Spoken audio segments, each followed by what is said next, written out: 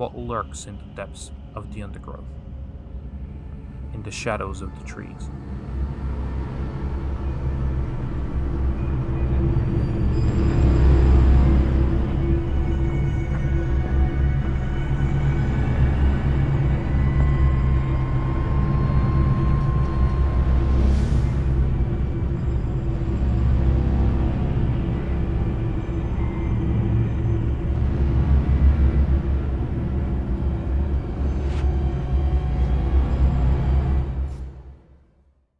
Hello and welcome back to Geek Legion of Doom. I'm here today to bring you my review of the 2022 horror documentary SIDEWORLD, Haunted Forests of England. So this documentary is written and directed by George Popov, who you may know from other projects, Hacks and The Droving.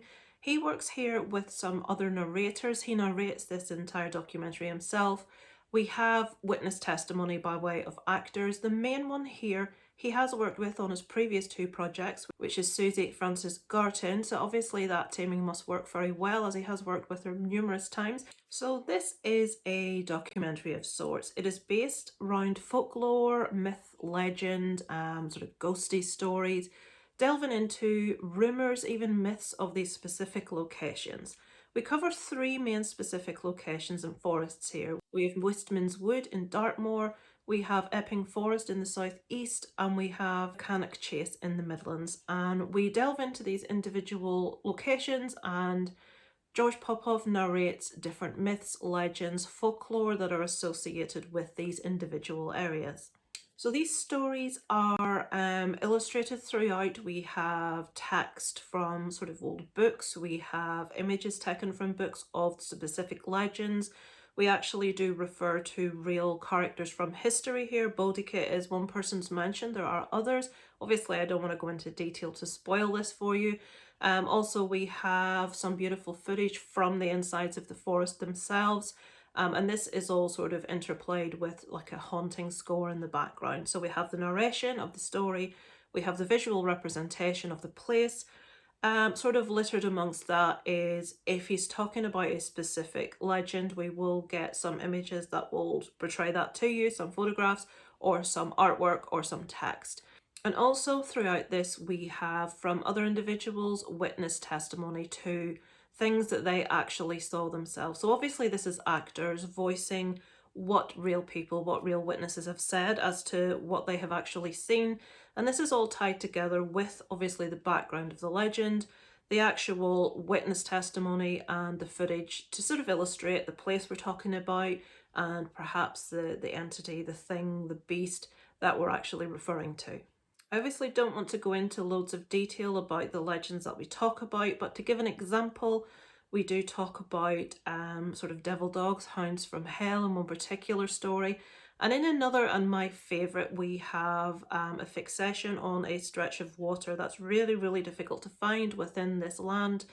And we find out that this has been like a hotspot for suicides over the years. And we even actually get a list of individuals that have committed suicide in these spots, the year, what the nature of what happened, and it's quite eerie stuff. It's a bit too much to be a coincidence, you have to say. So really we're dealing with here three very sort of famous locations and what dark secrets that these forests actually hold. And whether you believe, whether you don't believe, we get the information presented to us to allow us to make a decision. Now, so what did I think of SIDEWORLD, Haunted Forests of England?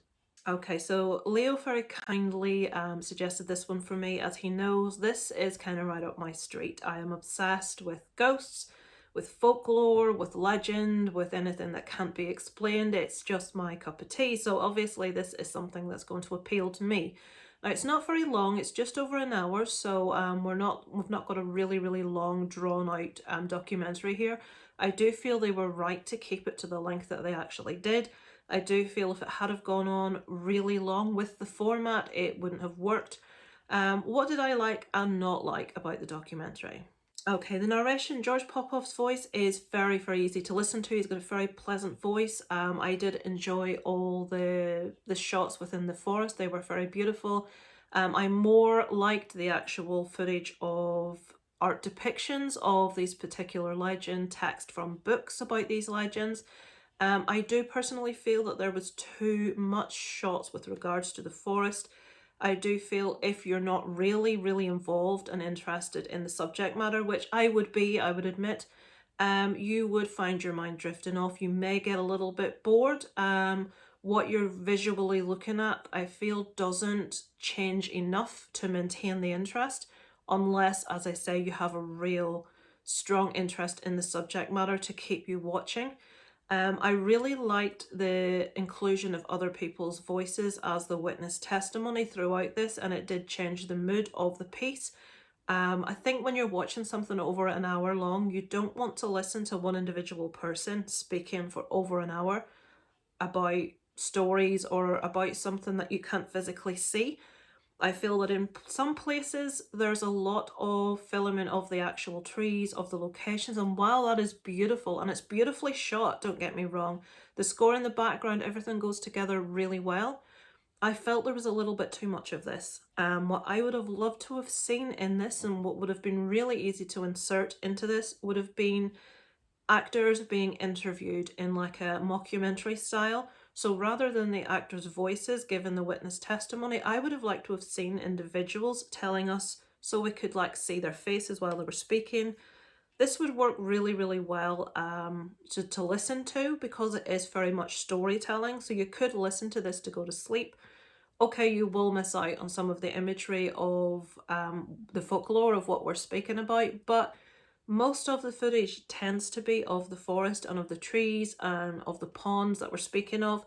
And while it was nice to get that, and it was nice to get the mood, and it was nice to put the setting and place you in that place, I would have liked there to be a little more variety in what we were looking at. To look at one individual image, for it not to be changing, I felt just made the attention wane a little bit. So to sum up, I think the positives are many. I loved the stories. I thought the narration was very pleasant to listen to. I liked the inclusion of the witness testimony. The footage that we do see is beautiful. The inclusion of the sort of like books, the images, was really nice to get an actual visual on that. The negatives, I would say we needed to have a little bit more variety in what we were looking at to keep our interest maintained. But if you're someone that does enjoy stories about folklore, about ghosts, about myths and legends associated with individual locations, then I do feel that you will enjoy this. If it's something that you have a passing interest, I do feel if you watch, you may find your attention drift a little bit. But sit down, concentrate, put the phone to one side, give it your attention, allow someone to tell you a story, which is what's going on here. Allow yourself to be immersed in the actual mood of the moment, which with the music, with the location, with the relaxing voice, is very easy to be transported into that place. And that's what you need to allow yourself to do with this one. So what would I give SIDEWORLD Haunted Forest of England out of 10? I think I would come in with slightly above average. I would come in with a 6 out of 10 on this one. And I would recommend it to those of you who are interested in the subject matter. So let me know below in the comments if you've seen this, if it's something that sounds like you would enjoy. You can actually access this now on Google Play Movies, Amazon Video and YouTube online. Obviously you have to pay to rent it. If you do, let me know below in the comments what you think.